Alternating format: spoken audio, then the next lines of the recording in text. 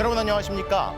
비상계엄으로 아무 일도 일어나지 않았다고 했다가 공분을 일으켰던 윤석열 대통령의 책임 전가가 오늘은 더 심해졌습니다. 난데없이 국회에 총을 들고 간 군인들이 시민들에게 폭행을 당했다며 시민들 탓을 하고 누명을 씌운 건데요. 또 과거 자신이 국회에 갔을 때 야당이 환대해주지 않았다며 말도 안 되게 야당에 책임을 돌리기도 했습니다. 첫 소식 조희원 기자의 보도입니다. 자신의 탄핵 심판 7차 변론에 정장 차림으로 나온 윤석열 대통령. 지난 변론 때 아무 일도 일어나지 않았다고 말했다 비판이 쏟아진 걸 의식한 듯 이렇게 말했습니다. 내란 프레임으로 만들어낸 체포, 누구를 끌어내는 일, 그런 일이 전혀 일어나지 않았고 그런데 대뜸 폭력을 행사한 건 군이 아니라 시민들이었다며 화살을 돌렸습니다. 오히려 계엄 상황에서 경비와 질서 유지를 하러 간 군인들이 오히려 시민들한테 폭행을 당하는 그런 상황이었다는. 윤 대통령 측 대리인도 거들었습니다. 특전사 16명이 부상을 입었다고도 주장했습니다. 철수하면서 지대장이 여단장님, 저도 많이 맞았습니다 라며 웃자 그래 고생했다라고 하여 오히려 시민들에게 얻어맞은 지대장의 모습을 보여줍니다. 평화로운 계엄군 주장을 반복하면서 계엄을 막은 시민들 탓을 하고 있는 겁니다. 검찰은 윤 대통령 공소장에 계엄군은 국회의원들의 비상계엄 해제 의결을 방해하려다 시민 저항을 받았다고 적시했습니다. 국회 사무처도 계엄군이 국회 본회의장에 난입하려는 과정에서 이를 저지하려던 국회 사무처 경호기획관실 직원 10명 이상이 부상을 입었고 시설, 설비, 집기가 파손돼 6,600만 원 상당의 물적 피해도 발생했다고 했습니다. 윤 대통령은 또 야당 탓을 들고 나왔습니다. 아무리 미워도 그래도 얘기 듣고 박수 한번 쳐주는 것이 대화와 타협의 기본인데 제가 취임하고 갔더니 의사당에 들어오지도 않아서 국회 탄핵소추위원단은 환대하지 않으면 총 들고 국회에 쳐들어와도 되느냐고 꼬집었습니다. MBC 뉴스 조희원입니다. 더불어민주당과 조국혁신당 등 6개 야당이 이른바 명태균 게이트를 수사할 특검법을 공동 발의했습니다. 윤석열 대통령이 자신과 김건희 여사의 범죄가 드러날까 봐 비상계엄 내란 사태까지 일으켰다는 게 야당의 시각인데요. 여권 유력 정치인들까지 수사 대상에 올려놓은 특검법에 대해 당사자인 명태균 씨는 해당 정치인들의 민낯을 드러내겠다며 환영의 뜻을 보였습니다. 정상빈 기자의 보도입니다. 창원지검이 작성한 이른바 명태균 게이트 수사 보고서입니다. 윤석열 대통령이 대선 출마를 선언하기 전 2021년 6월부터 취임 뒤인 재작년 4월까지 명 씨가 윤 대통령, 김건희 여사와 주고받은 메시지 내용이 상세히 정리돼 있습니다. 매정하게 하는 것이 뭐하고 저도 또 본인도 좀 섭섭했겠다 싶어서 제가 그때 전화를 받아줬다고. 이 보고서는 작년 11월 초 작성됐는데 한 달 뒤 윤 대통령은 비상계엄을 선포했습니다. 더불어민주당 등 6개 야당은 명태균 특검법을 공동 발의하면서 비상계엄과 맞물린 이 시점을 강조했습니다. 윤석열은 자기 부부의 범죄 사실이 만천하에 폭로되는 것을 막으려고 12.3 내란 사태를 일으켰다는 게 더 실체적 진실에 부합합니다. 검찰이 핵심 증거인 이른바 황금폰을 확보하고도 제대로 수사하지 않은 데다 12.3 비상계엄과의 연관성까지 밝히려면 특검 도입이 불가피하다는 겁니다. 공천 개입과 불법 여론조사 등 수사 대상엔 김영선 전 의원이 당선된 지난 2022년 재보궐선거뿐 아니라 윤 대통령이 당선된 대선, 2022년 지방선거 등도 모두 포함됐습니다. 명태균 파문에 이름이 거론되어 온 홍준표, 김진태, 오세훈 등 주요 지자체장들이 수사 대상에 오를 수도 있다는 얘기입니다. 대통령 부부와 여권 잠룡들을 동시에 겨눈 특검법을 두고 국민의힘은 야권의 특검 중독이 불치병 수준이라고 일축했습니다.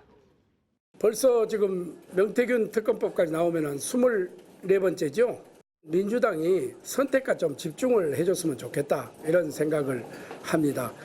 명태균 씨는 특검은 자신이 진정으로 바라는 바라며 검사의 황금폰 증거인멸 교사 의혹, 오세훈, 홍준표 시장 고소 사건까지 포함해달라고 옥중 메시지를 냈습니다. 민주당은 다음 주 명 씨를 국회 법제사법위원회 증언대에 세우는 방안을 추진하기로 했습니다. MBC 뉴스 정상빈입니다. 다음 소식입니다. 국민의힘 권성동 원내대표가 국회 교섭단체 대표 연설에서 12.3 비상계엄은 납득할 수 없는 조치였다며 사과드린다고 말했습니다. 그런데 책임을 통감한다면서도 이어지는 건 반성이 아니라 민주당과 이재명 대표에 대한 비난이었는데요. 이렇게 내란 우두머리 혐의를 받는 대통령의 논리를 답습한 채 야당 탓만하는 연설에 야당에서는 책임 떠넘기기로 일관한 여당 포기 선언문이란 비판이 나왔습니다. 고재민 기자가 보도합니다. 국회 연단에선 권성동 국민의힘 원내대표는 12.3 비상계엄은 납득할 수 없는 조치였다며 사과부터 했습니다. 집권 여당으로서 책임을 통감합니다. 진심으로 사과드립니다. 하지만 곧 왜 비상조치가 내려졌는지 따져봐야 한다면서 국정위기 유발자, 헌정질서 파괴자는 더불어민주당 이재명 세력이라 주장했습니다. 윤석열 대통령의 비상계엄 정당화 논리를 계엄군이 코앞까지 들이닥쳤던 국회 본회의장에서 연설한 겁니다. 거대 야당은 무려 29건의 탄핵 소추안을 발의했습니다.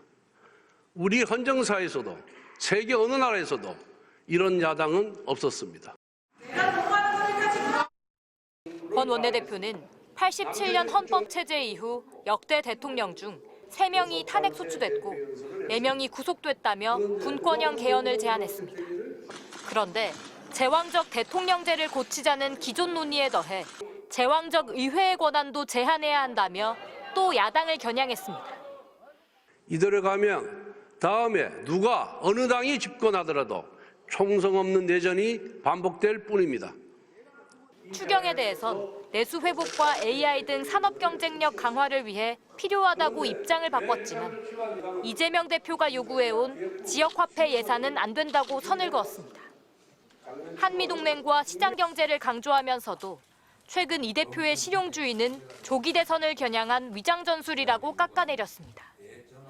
거의 모든 주제에서 민주당을 공격하면서 40분간 민주당이란 말은 44번, 이재명은 18번 등장했습니다. 민주당은 민주당이 여당이고 이재명 대표가 대통령이었냐며 책임 떠넘기기로 일관한 여당 포기 선언문이라고 비판했습니다. 다른 야당들도 여당인데도 아무런 해법 제시 없이 야당 탓만한 시간 낭비 연설이다.